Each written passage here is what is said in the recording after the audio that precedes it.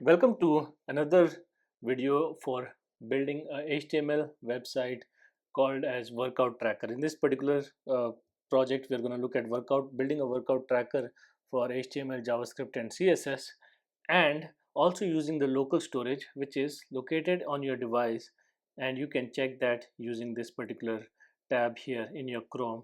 It will show the local storage, and you can see if there's any storage here. So I can, in this particular application, as you can see, I'm gonna add some exercises, some time, and say add workout. It adds it over there. Also, if you go here and refresh this, you see that workout being saved in your local storage. Even if you refresh the page, it's still there because it's part of your device. It stays with your device, so it's in the local storage. Next one is, let's say I want to add weights for 20 minutes. I can add that workout.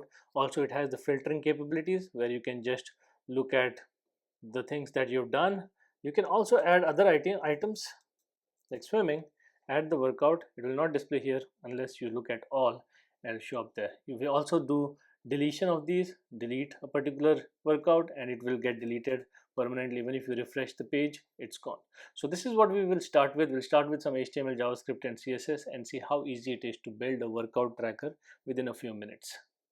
So let's jump in and create this fitness tracker app.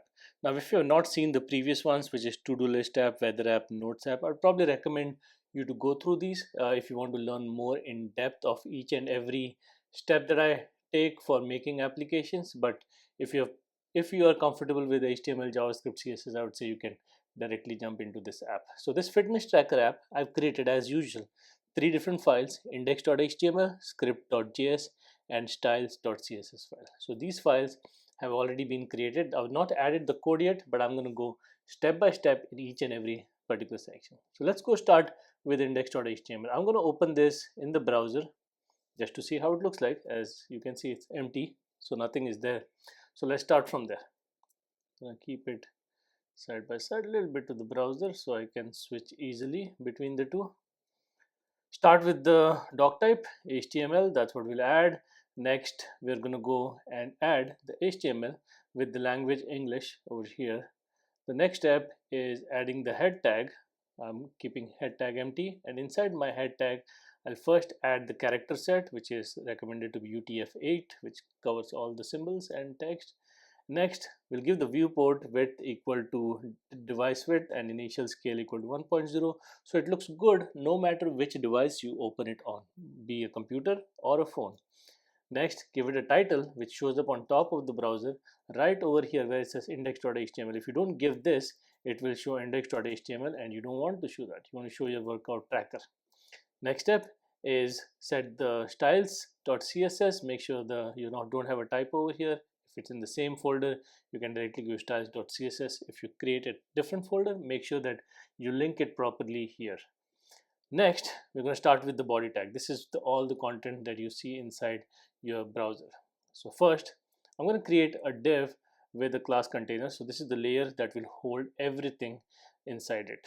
First, I'll add the workout tracker h1 tag, which will make it look something like this.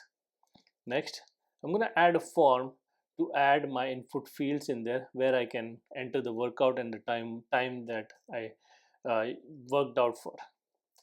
So first input, type text, id equal to workout type, placeholder I'm going to say workout type, and this is kind of gives them an example of what they have to enter. Workout type, example running, so you can say running, you can say cycling, anything that you want to do here, but we're going to set some particular ones for this particular sample. Next, another input which is number, which is workout duration, where placeholder is duration in minutes. So I'm going to have that shows up here. It will also give you this automatically. You can use that auto default. Since it's a number field, it will not let you enter text. So try to enter text and it will not let you. So you can add just numbers in there. Next, create the button which says add workout. So if I go here, this is the button. Now when I click on this, of course, since these are required here, it's not going to work unless you add something here, add something, and then it will submit. Since it's of the type submit, now it submits to the same page, but I don't have anything to catch that, so that's why it's just refreshing the page once I click submit. Next, I'm going to do the filters below it. So if you saw the initial, when we started the video, we saw that there are some filters on the top. So I'm going to create a div for those filters here. First one is the button all. So this will show me all the workouts. There'll be a list below which shows all the workout as you saw in the example earlier. But to filter them, I'm created button all. There's this next button which will filter only the running exercises. Next, I am creating another filter button which is cycling. Next one, I have the weightlifting. Now here you'll probably see that I'm using data filter is equal to weightlifting. I'm going to change this to weights so it doesn't take the entire, so it looks consistent. So all running, cycling, and weight. These are different. You can add more, as many as you want, but these are the basic ones that I want to start with. And if you see, I've added something called as data filter, which will be helpful for filtering in future when we write the JavaScript. So right now, ignore this, but this will help, and I'm going to go over this when we do the filtering part in the JavaScript. But now, once we have this, next thing is, let me just keep that weightlifting for now. Next thing that we have is the list of workouts. So this will show me the workouts in the list below. That's that. And finally, link the scripts over here. So here we have all this code that we need to run this particular HTML file. And if I go here, and you'll see everything is there. I'm going to change that weightlifting to weights just to keep it, as I mentioned, consistent, so it looks clean. So there you go. So we have this. So this completes our HTML file. It looks not so pretty. To make it pretty, let's go over to styles.css. Inside this, first what I'm going to do is I'm going to add a style to a body where I have the font family Arial sans serif is what I'm going to pick. Give a background color, display flex, justify the content in the center, so this thing shows up in the center. I'm going to align items to center, which will also add everything in the center. Height, I'm setting it to 100% and margin of 0. So run this and everything is in the center. Looks good already, but this thing, let's fix this. So if you remember, we've created a container here. So for that, I'm going to create a container, background white, padding 20, border radius 5 pixel, box shadow, width and text align to center. So this will put everything inside a box. That looks better already. Let's fix this more. H1, this one, I'm going to give a margin of 0, 0, 20 pixel. So that looks better. I don't think I saved it. Save it, and there you go. Next, the form. There's two forms over there. So for both of them, I'm going to say display flex. Flex direction is column and margin bottom is 20 pixels. So it will make them look columnar. Looks much better already. Next, for the input type text and numbers, so these two input types that we have, I'm going to give a padding of 10 pixel, give it a border radius and margin bottom to 10, so it looks much cleaner and nicer for the text fields. Next, let's fix the buttons. So for the button, I'm giving a padding of 10 pixel, border none, background color, this is a particular color, color white, color for the text, and cursor pointer, border radius 3 pixel, and margin bottom 10 pixel. You can always use this color code hex color and type that color, and you can probably look at all the different colors available through any of these websites that are available. There's a bunch of websites available. Even W3 Schools has a hex picker, so you can pick your colors from here. After that, let's see, did I save it? Let's save it, and we'll see a nice green color here for the buttons. Next, button hover. If you see right now, there's no color for hover, so I've given a background color a little darker green, which you see here. Perfect. Next, we're going to go ahead, and for the list of items that will show up here, I'm going to say list style none, which will remove the bullet points, and padding of 0 pixel. And then for the list items, I am giving a background color, padding, margin, border, display, justify the content to space between, align the items to center, and border radius of 3 pixel. Now you'll not see anything in this particular case, but we'll probably see them later. Now the filter buttons. The filter buttons that we have, I want to give them padding of 5 pixel by 10 pixel, margin of 5 pixel, give a nice border, background color, a different color, color to white, and cursor to pointer, and border radius is 3 pixels. So what this will do is this will make them all blue. a little difference from add workout, so they don't stand, this will kind of stand out from this. Next, for the filter button hover, I'm going to give another background color, and if you see this, it will work perfectly. And if the filter button is active, which means if that is the one that is selected, when you click on it, it will use this color. So if you look at it now, if I've not added the active class yet, which will add in JavaScript when user picks them, but that's, I've already added it to it. If you see, it's same to this color. So what happens is when you click on something, it will kind of stay active and have that color, so you know which one is selected at that moment. So that kind of covers up our CSS. So that's all that we need for CSS. And if I refresh the page, this is what we get. Already looks a little prettier than what we had before. So let's jump into the script now. So for the script, first we're going to do document.add event listener DOM content loaded, which means as soon as the web page is loaded, this function will run. So this function, this anonymous function will run. And what do we have inside this? First, we have the workout form, which is the workout form here. I am taking that by document.get element by id. I'm saying that give me that workout form, which is right over here, workout form. So this kind of gives me an access to that particular form. Another variable, which is another constant variable, which is workout type input, which is the workout type, which is the first field, this one. Next, I'm taking the workout duration, which is the number field, which is this one. Next, I'm going to create a constant for workout list, which is the list that will be displayed below right here. Next, I'm going to get the filter button, and I'm saying query selector all, which has this filter button. So I'm getting all the buttons that are there inside this particular object. It'll probably give me an array of items, which is all these ones which have filter button in there. So all these 4 buttons I'm getting in this particular filter buttons object variable. Next, I'm going to say workouts json.parse. So I'm trying to get the workouts from the local storage. So what I'm going to do in this particular case is, initially when I run this page, the workouts will be empty. But as and when the user adds the workout, I want to save it to the local storage. So I will be adding to local storage. When they add workout, it will be added to the local storage. You can access the local storage by saying inspect, and in here you have this application.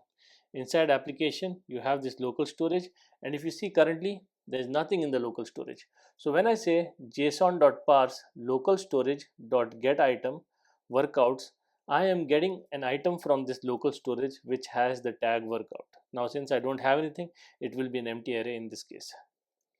Next, I am going to say the current filter is all. So I am by default in the start, I am saying the current filter should be the all filter, this one. So this kind of data filter all is assigned to that. So I'm saying filter. Now what I'm doing is I'm going through all the filter buttons. So as I mentioned here, I have access to all the filter buttons in the HTML here, which are all these 4. And I'm saying for each of the button, so let's say it goes to the first button first, which is the all button.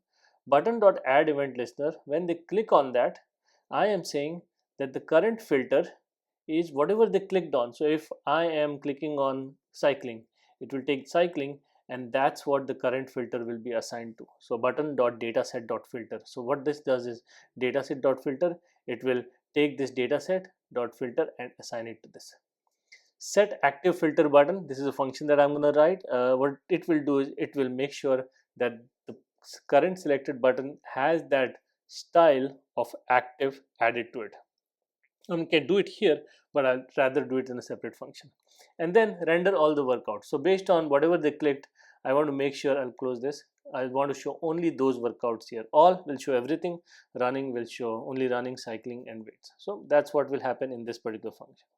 Next, I'm going to say workout form add event lister submit. So when the submit button is clicked, right now what happens is it just submits the form. It doesn't do anything, like it just submits it, but nothing is happening. So when that button is pressed, what I'm doing is event.prevent default. So I'm saying don't do anything when the user clicks on this button, but call this function add workout, where I'm going to add the logic to save stuff into local storage. So let's see next step. Now add workout, this add workout function that, so I'm trying to get the workout type. workout type input dot value dot trim dot to lowercase. So if I'm saying that I am running, so if I say in capital running, so it will take this text and assign it to workout type and trim it if there is like space or something. If I added some space in front back, it will trim that space and convert it into lowercase. So it will take this whatever I enter here and convert it into something like this and assign it to this variable. It's not going to show up on the screen, but it will be assigned to this workout type. Workout duration, same thing. If I have some spaces or something, it will take those numbers and assign it to this particular thing. Now, if either one of them is empty, I'm going to return back.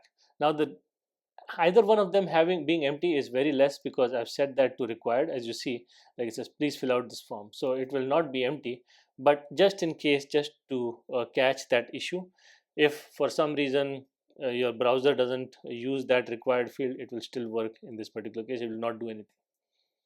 Now I'm creating an object here. I'm saying new workout equal to id is date.now. So with this JavaScript function date.now, what it does is it will take the current date and assign it as the id for this. Next, I'm saying type workout type. Now if you want to see this in action, date.now of what it is, I can go inspect, go to the console, and here type date.now. That's how you, sorry, date is the class, and I'm saying dot now, and if I run it, it will give me the Unix timestamp of the current date. So that's what id is set. Then type workout type. So in this case, whatever the workout type that we got from the text field, that's what will be assigned here. Duration, workout duration, that is the time that is assigned. So this is how we create a workout. Now I am taking that workouts array that we created here, which is either a previous workouts or an empty array. In this case, let's say first time we are entering anything, it's going to push that inside that workout item. Also, I want to save it to that local storage here.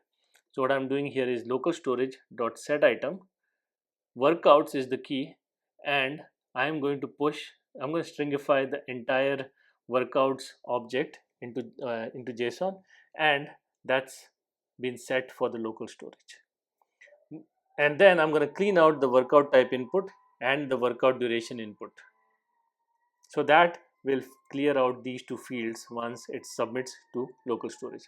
And then I'm going to say render workouts. What render workouts does is it will display the workouts at the bottom here. The list will be rendered, which is same as this render workouts here.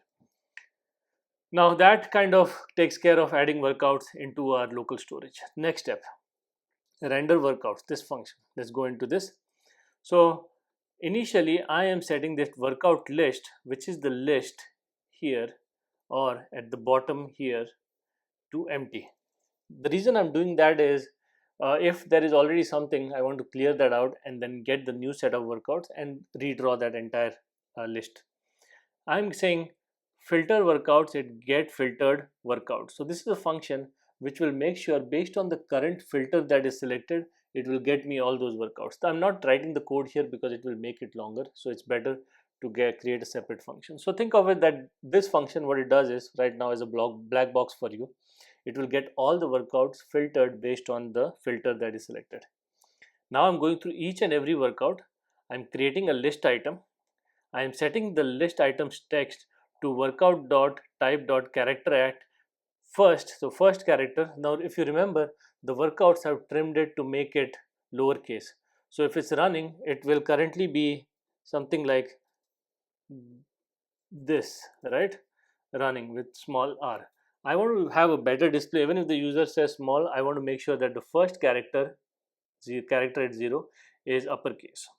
Next, workout type slice 1. So I'm saying take the rest of the text as it is and append to the first character. So running will be with capital R now. And then that's the first step. And then I'm saying workout duration. I'm also saying how much time the user spent. I'm going to take that workout dot duration and display it there. Don't have to do anything uppercase over there because they're all numbers. Next, I'm creating a delete button. I'm setting the text of that to delete, and I'm adding an event listener to that, which when clicked will delete that workout. So that will add the delete functionality, but we'll do this in a little later in this particular video. Next, I'm going to append this delete button to the li element, and then I will append the append the li item to the workout list. So this entire thing is attached to the workout list. So if I save this, okay, I have some functions missing, so let's complete that and then look at the demo. Next one is get filtered workout, this one. Now if correct filter is all, return all the workouts. So I don't have to actually write any logic for this. So if the user has selected all in here, I want to see all the workouts. So I'm going to say just return all the workouts. I don't care about filtering them. But if if that is not true, if current filter is, let's say, running, so I want to do is workouts, whatever the workouts that I have, filter them. For each workout, check if the workout type is equal to current filter. So it would looks at the workout and says if the type is of type running, and if the that's what is selected, put that and give just the running workouts. So that's what will give me this filter workouts option. Next, let's look at the delete workout. So we added this button to delete a workout. I'm going to go through all the items and make sure that if it doesn't match that particular ID, that's what I put it in workouts.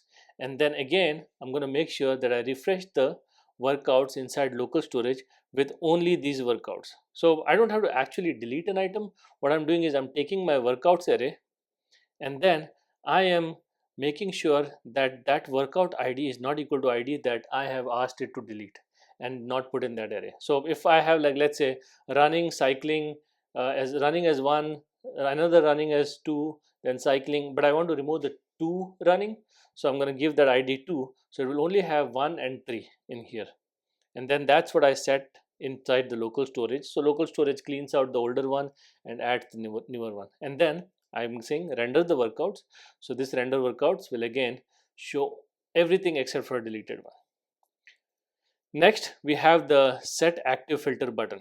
So this function, set active filter button, if you see here, when we click on the button for any of the filter button, I want to do is for each button, I want to make sure that first I set the class list to active for that particular button. So whichever button is clicked, if you see here, where is this? So when this button, a particular button is clicked, this function is called, and this function will make sure that it makes that removes the active from the button that was previously active, and then it will make sure that depending on the data filter, which one is selected, it will make sure that that button is active now.